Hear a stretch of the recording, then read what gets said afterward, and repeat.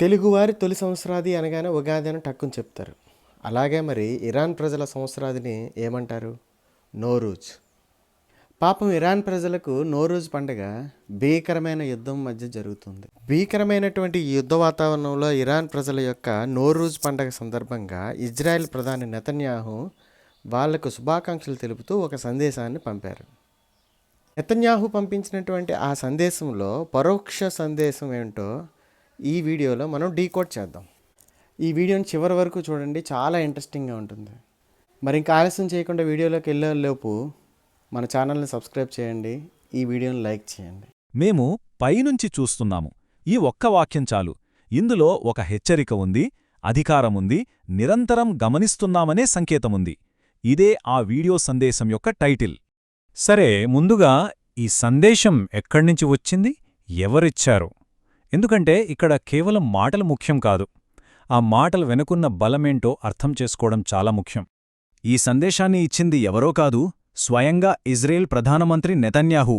అంటే ఇది మధ్యవర్తుల లేకుండా నేరుగా పంపిన ఒక స్పష్టమైన అధికారిక ప్రకటననమాట. అయితే అసలు విషయం ఏంటంటే, ఆ ప్రకటన చేసేటప్పుడు నెతన్యాహు ఒంటరిగా లేరు. ఆయనతో పాటు ఇజ్రాయెల్ యొక్క టాప్ మిలిటరీ లీడర్షిప్ మొత్తం ఉంది. Defence minister, chief of staff, Mossad head, air force chief, ఇలా దేశ భద్రతకు సంబంధించిన కీలక వ్యక్తులందరూ అక్కడే ఉన్నారు. దీనిబట్టి అర్థమవుతోంది, ఇది కేవలం రాజకీయ ప్రకటన కాదు, ఇదొక మిలిటరీ పవర్ షో. మాటల వెనకున్న బలం గురించి చూశాం కదా, మరి ఆ బలాన్ని ఎలా ఉపయోగించారో కూడా చెప్పారు. ఈ ప్రకటనలో ఏ సైనిక చర్యల గురించి ప్రస్తావించారో ఇప్పుడు చూద్దాం. ఈ సందేశంలో టైమింగ్ చాలా ముఖ్యం.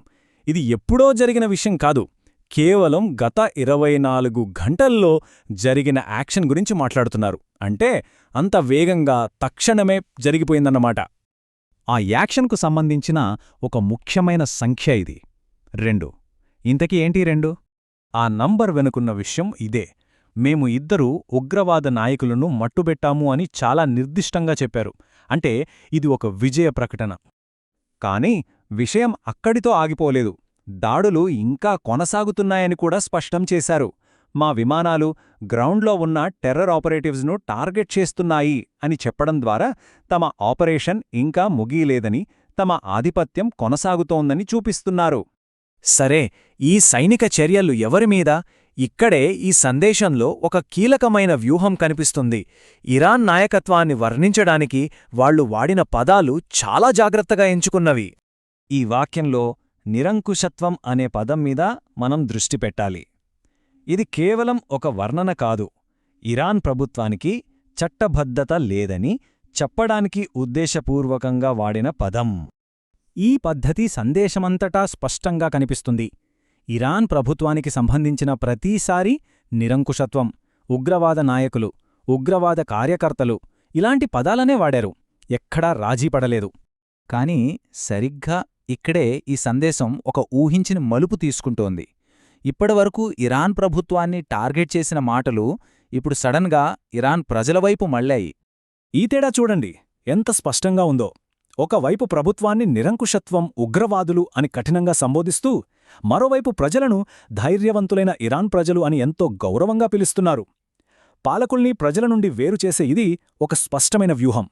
అయితే తరువాత పాయింట్ని అర్థం చేసుకోవాలంటే మనం ముందుగా నోరూజ్ అంటే ఏంటో తెలుసుకోవాలి. ఇది ఇరానియన్లకు చాలా ముఖ్యమైన పండుగ. వాళ్ల నూతన సంవత్సరం, వసంతకాలం రాకను సెలబ్రేట్ చేసుకుంటారు. మరి సైనిక చర్యలకి పండుగకే సంబంధమేంటి? అక్కడే ఉంది అసలు ట్విస్ట్. ఈ దాడులన్నీ ధైర్యవంతులైన ఇరాన్ ప్రజలు అగ్ని పండుగను స్వేచ్ఛగా జరుపుకోవడానికే అని చెప్పారు.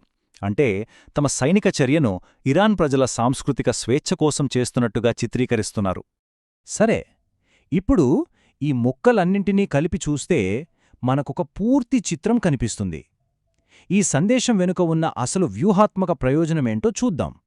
సో, ఈ సందేశంలో మనకు 4 కీలకమైన అంశాలు కనిపిస్తున్నాయి. 1. తమ సైనిక బలాన్ని ప్రదర్శించడం. 2. ఇరాన్ ప్రభుత్వాన్ని ఒక నిరంకుశ పాలనగా చూపిస్తూ దాని చట్టబద్ధతను దెబ్బతీయడం. 3. ఆ ప్రభుత్వాన్ని ప్రజల నుంచి వేరుచేసి వాళ్ల ముఖ్యమైన పండుగైన నూరూజ్ని ప్రస్తావించి ప్రజలతో కనెక్ట్ అవ్వడానికి ప్రయత్నించడం. ఇక 4వది, ఈ మొత్తం యాక్షన్ను నూరూజ్ పండుగతో ముడిపెట్టి సరైన టైంలో ఈ సందేశాన్ని పంపడం. ఇదంతా చూశాక మన ముందు ఒక పెద్ద ప్రశ్న మిగులుతుంది.